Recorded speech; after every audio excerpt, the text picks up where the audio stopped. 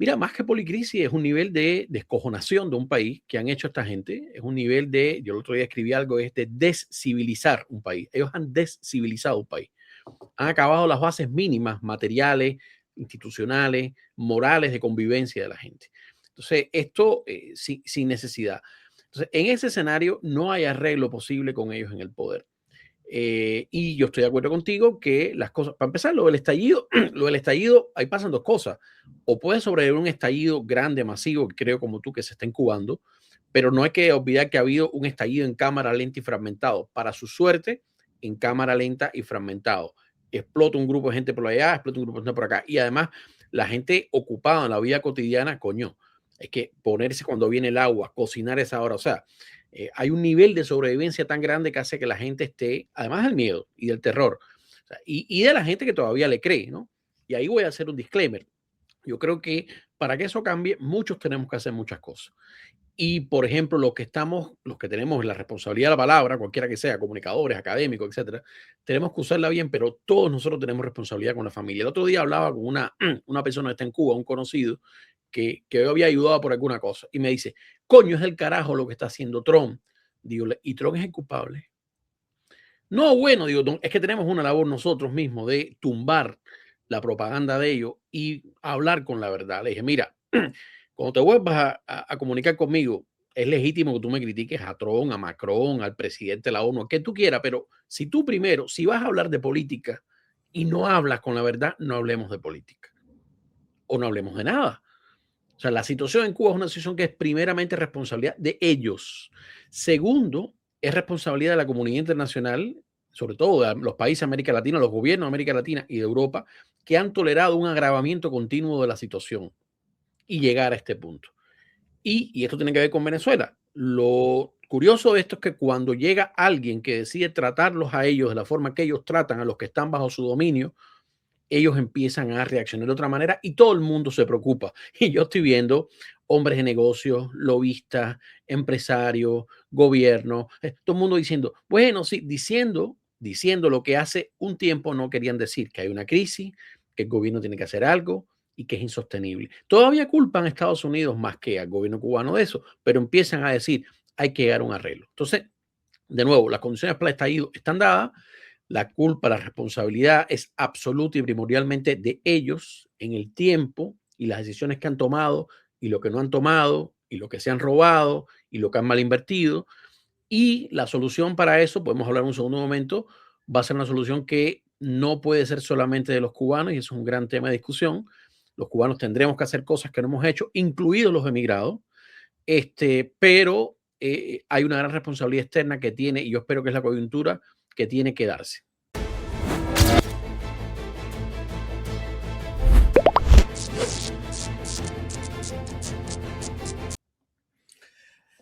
Hay una idea que yo te voy a preguntar, ¿no? Y porque y mientras más los veo actuar, más cuenta me doy de el nivel, quizás orfandad no es la palabra más correcta para decir en este minuto, pero sí el nivel de desestructuralización que tiene la sociedad civil cubana, la oposición cubana, la ciudadanía cubana, como para enfrentar las condiciones actuales por sí sola al régimen cubano y derribarlo.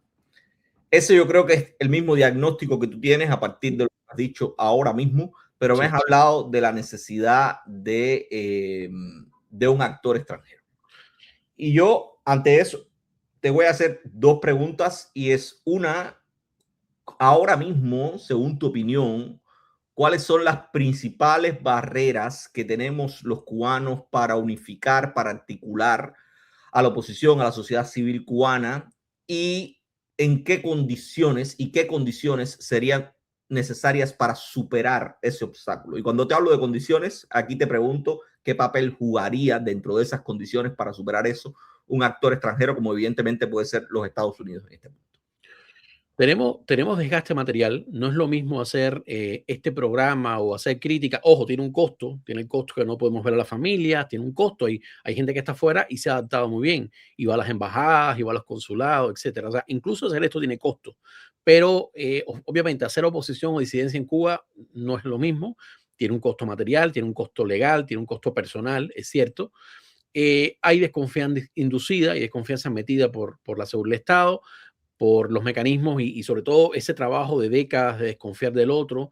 Hay una desconfianza en ti mismo, de decir, nada va a cambiar, etcétera. Lo que pasa es que eso choca al mismo tiempo con un agravio de todo lo que esta gente hace todo el tiempo, jodiéndote la vida, y además que tú sabes que la solución de esto es salir de ello. Entonces, por un lado hay un desgaste hoy material, psicológico de la población cubana en general y de la oposición cubana. Hay líderes opositores que llevan mucho tiempo, que han pagado, los han forzado al exilio algunos, etcétera.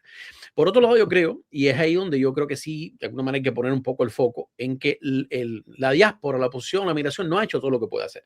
Porque ya va, primero, una gran parte de los que se han radicado fuera, no es mi caso, no es el tuyo, pero los que se han radicado fuera, se han radicado apelando a ajuste, etcétera, apelando a una persecución política, y después, cuando hemos tenido un estatus, la política desaparece de su horizonte. O sea, no son capaces de ir a una vigilia, no son capaces de ayudar a un preso, no son capaces ni de mantenerse informados. Eso tiene que ver con los mecanismos del hombre nuevo, tiene que ver con los mecanismos del castrismo que vive dentro de muchos que escapan del castrismo, tiene que ver con la doble moral, etcétera, etcétera. Pero es un tema. Entonces, yo creo que adentro hay un desgaste material, hay un desgaste de la oposición, han drenado buena parte de los liderazgos, seguirán surgiendo liderazgos porque ellos son una fábrica natural de disidencia. Y como tú dices, hay un posible escenario de estallido, lo vemos por la pobreza, por todo. Pero hay una responsabilidad afuera de una oposición o disidencia o migración que tiene más recursos, que está a resguardo y que yo creo que tiene que unificarse. Hay cosas importantes. Yo he discutido mucho sobre, por eso es que he discutido de que no veo grandes campañas y grandes acciones, sino que veo más importante ocuparse de cosas urgentes, humanas, importantes, como el tema de los presos. O sea, si todos nos podemos poner de acuerdo en un punto, y ese punto, por ejemplo, es que tienen que estar libre la gente que no puede estar presa, que no tiene por qué estar presa. Ese punto puede ser un motor que echa a andar otra cosa y otra cosa y otra cosa. Empezar por ahí. No tantas siglas, no tantos cargos, no tantos puestos, no tantas cosas grandilocuentes. Una cosa pequeña, y la cosa pequeña es los presos políticos, que no deben estar presos ni un día más. Y que eso unifique a todo el mundo de la creencia que fuera y esté donde esté. Hay cosas que están pasando, ojalá que la gente las vea, las acompañe, como puede adentro, con personas, por ejemplo, que están moviendo el tema de los presos políticos, familiares de presos, cosas así.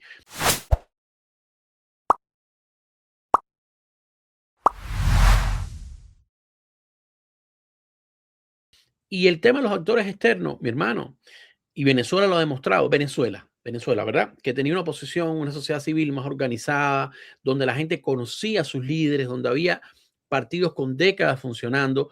La represión fue tan brutal que la gente se replegó durante meses. Desde enero del año pasado, desde enero, no había protestas grandes en Venezuela. Pero la gente ha vuelto a salir. ¿Pero por qué? Porque tiene una ventana de oportunidad. ¿Qué habría esa ventana de oportunidad? Una acción que asustó al sistema, donde los mismos represores saben que no quieren salir en cámara, incluso están hablando distinto. Es decir, yo creo que eso falta en Cuba. Esa acción no veo que otra fuerza lo pueda hacer porque América Latina no lo ha hecho, Europa no lo ha hecho. Esa acción no puede ser, a mi juicio, aumentar sanciones económicas sobre la gente. No resuelve nada interrumpir la remesa. Yo creo que hay cosas que se están haciendo o anunciando afuera por anunciar que se está haciendo algo, y eso tiene que ver quizás con los políticos cubanoamericanos, con muy buena intención probablemente de cambiar el sistema, en eso estamos de acuerdo, pero no es ni justo ni funcional hacer nada de eso. Pero hay cosas que no se han hecho. O sea, la élite cubana tiene que saber que está en riesgo su vida y su estatus legal. Y Armando, yo no vamos a dar más vuelta porque yo en este espacio dejé de dar vuelta hace rato. Y te voy a hacer una pregunta concreta porque además esto lo hemos hablado tú y yo en más de una oportunidad.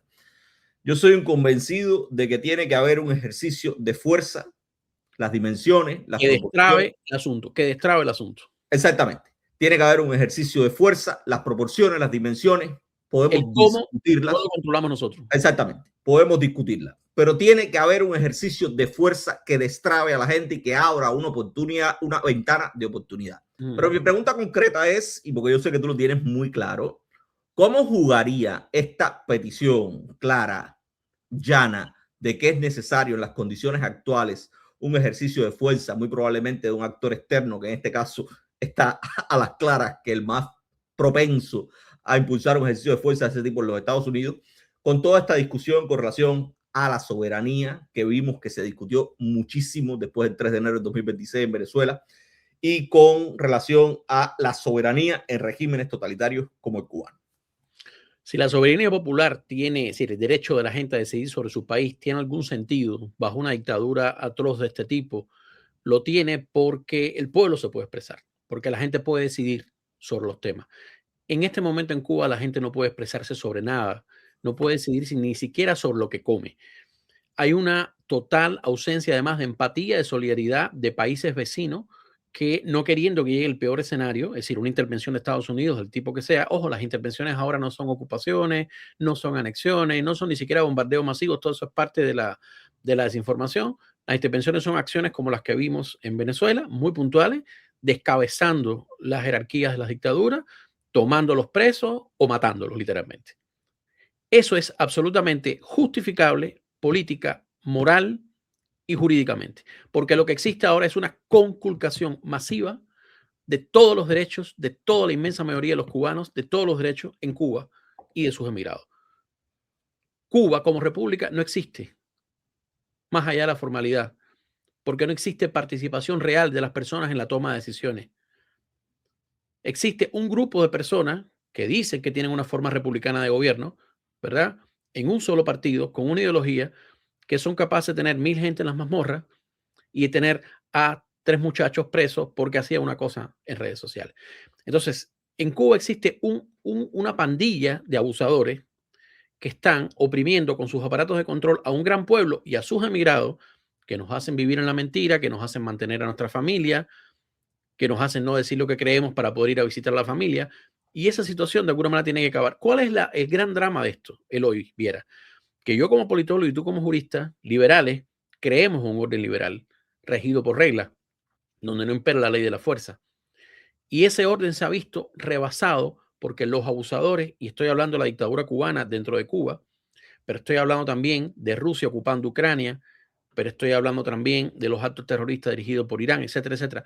Esos gobiernos han oprimido, han aplastado a sus propias poblaciones y amenazado a países vecinos.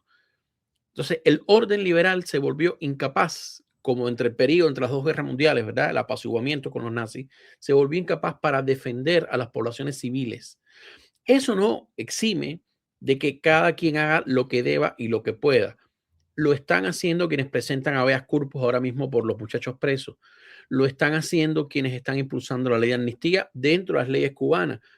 Vienen los extremistas que quieren que la gente haga más. No, no. Por eso ni tú ni yo estamos diciendo a la gente álcense, porque tú y yo no estamos poniendo el cuerpo. Tú y yo estamos diciendo que la gente, y qué bueno que lo hagan, y los que lo hagan, lo vamos a visibilizar en nuestros textos, en nuestras transmisiones. La gente está haciendo lo que debe y lo que puede con sus condiciones. ¿Quiénes pueden hacer más? Un poco más que los que están adentro, los que estamos fuera. Y a veces no lo hacemos. ¿Y quiénes pueden hacer? Mucho, los países extranjeros que además están afectados por esto y no lo hacen. Entonces, en esa situación, querido mío, la República se ha convertido en una ficción. Se ha convertido en la máscara de un despotismo que oprime a los cubanos y que amenaza a países vecinos. Y en ese caso, yo por lo menos he llegado a la conclusión de que es política, legal y éticamente justificable un acto de fuerza, aunque sea un actor externo, que afecte directamente a la élite que dirige esa dictadura, no que genere bombardeos masivos, no que genere una ocupación permanente, no que genere una anexión, pero sí que se proyecte sobre esa élite, la saque del juego, aterrorice a sus testaferros y los obligue a cesar la represión sobre la población y a negociar. Y si eso lo hace el gobierno de Estados Unidos actual, gústenos o no, o lo hace otro país o lo hace una coalición, a mí me importa un bledo. El tema es que lo que no puede pasar es que Cuba como nación siga muriendo en cámara lenta y todos nosotros lo estemos viendo.